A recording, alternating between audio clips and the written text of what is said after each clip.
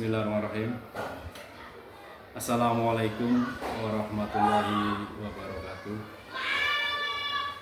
Perkenalkan, nama saya Wasmo, kelas 14 dari Kabupaten Brebes. Saya akan menguraikan tentang kasus yang ada di modul 3. Kasus tersebut seperti ini. Di perpustakaan, Rara sedang bertugas piket membersihkan ruang perpustakaan sekolah. Rara kemudian menemukan dompet di bawah kursi yang kebetulan dompet tersebut berisi uang. Kemudian dompet tersebut dimasukkan ke dalam tasnya.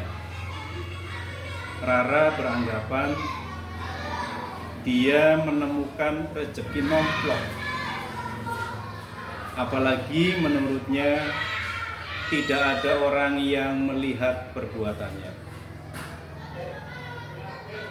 Beberapa saat kemudian ada pengumuman dari Bu Sri, guru pustakawan, yang mengabarkan bahwa Nina, salah satu murid di sekolah tersebut, kehilangan dompet di ruang perpustakaan.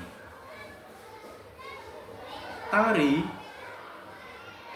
yang kebetulan berada di perpustakaan tersebut sejak awal melihat dengan jelas saat Rara mengambil dompet tersebut. Kemudian dia juga melihat dengan jelas Rara memasukkan dompet tersebut ke tas miliknya. Kini Tari menghadapi dilema. Satu sisi, ia tahu dompet itu milik Nina,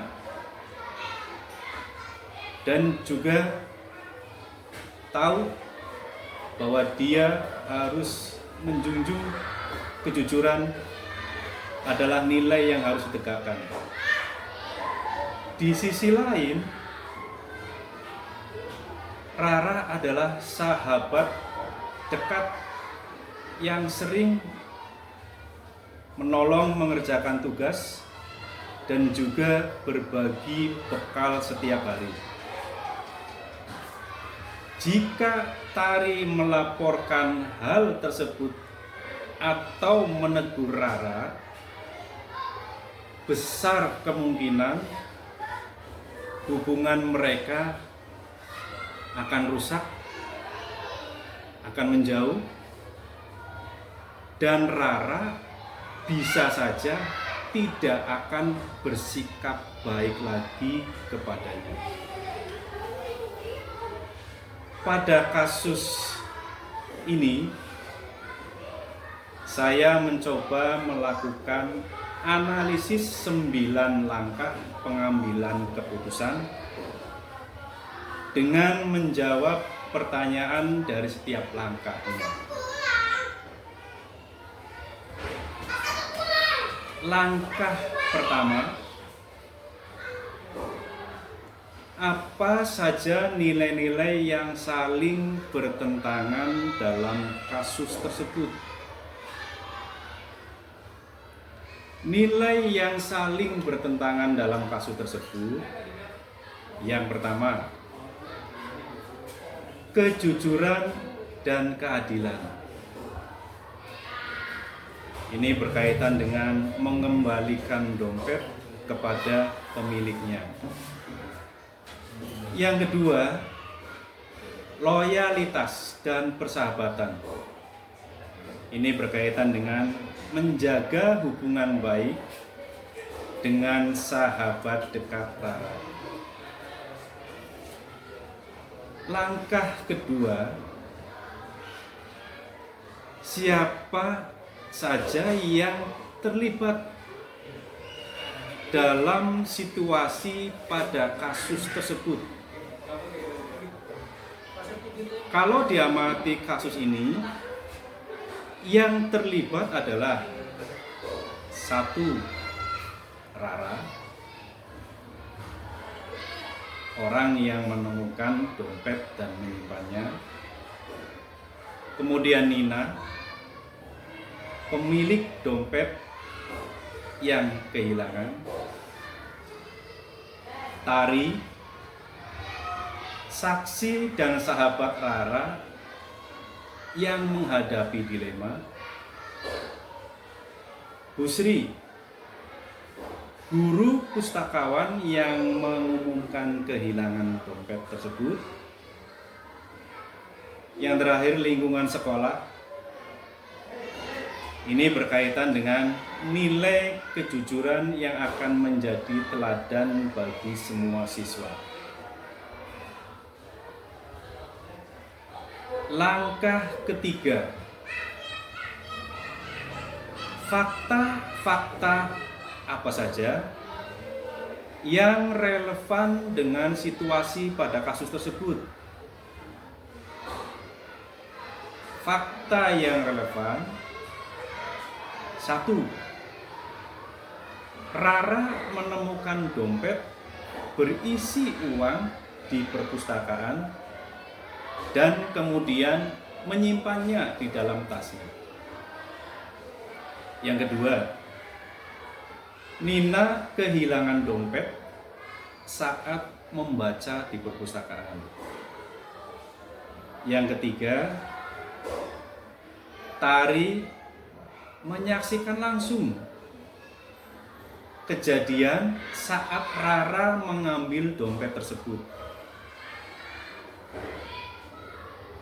Yang keempat, Busri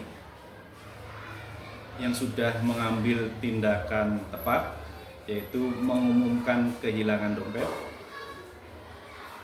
Kemudian yang kelima, Rara, sahabat dekat Tari yang selama ini banyak menolongnya. Langkah keempat, pengujian benar atau salah. Yang mana yang bisa dilakukan? Satu, uji legal.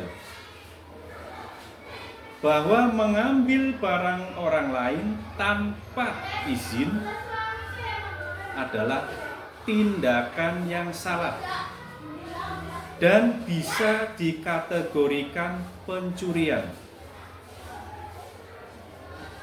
Yang kedua, uji regulasi.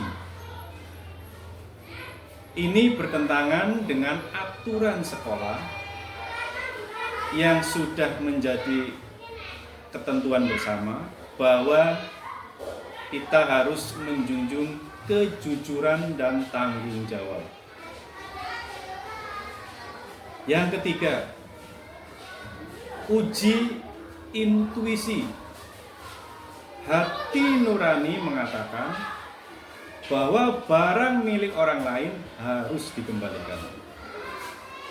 Yang keempat, uji publikasi. Jika diketahui publik, tindakan Rara akan mencoreng nama baiknya dan menurunkan kepercayaan orang terhadapnya. Yang kelima, uji panutan. Seorang guru atau tokoh teladan pasti akan memilih mengembalikan dompet kepada pemiliknya. Langkah 5, pengujian paradigma benar lawan salah. Yang mana yang bisa dilakukan? Satu, individu lawan komunitas. Kepentingan Rara sebagai individu atau sebagai sahabat tari berhadapan dengan kepentingan Nina dan komunitas sekolah tentang keadilan dan kejujuran. Keadilan lawan belas kasih.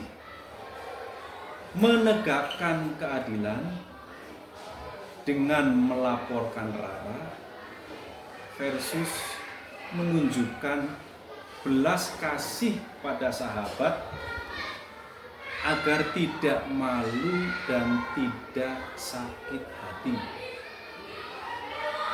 Langkah 6. Prinsip resolusi yang mana bisa dilakukan?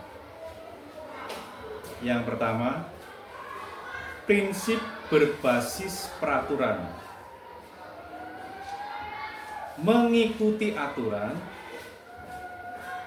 barang yang ditemukan harus dikembalikan ke pemiliknya. Yang kedua, prinsip berbasis hasil akhir. Mengutamakan hasil jangka panjang, yaitu menjaga budaya jujur di sekolah agar tetap lestari. Yang ketiga, prinsip berbasis rasa peduli. Menyikapi Rara dengan cara yang penuh empati, menasehatinya agar mengembalikan dompet dengan tidak ada niatan mempermalukannya. Langkah ketujuh, adakah opsi lain yang lebih kreatif, adil, dan bijak yang bisa dilakukan? Opsi yang bisa kita lakukan adalah satu, tari bisa mendekati Rara secara personal atau pribadi, menasehatinya agar mengembalikan dompet kepada Nina atau Bu Sri sebelum masalah tersebut menjadi besar. Kedua, jika Rara enggan, tari bisa membantu dengan cara bersama-sama mengembalikan dompet sehingga Rara tidak merasa sendirian. Dengan begitu, kejujuran tetap ditegakkan tanpa langsung merusak persahabatan. Langkah ke-8.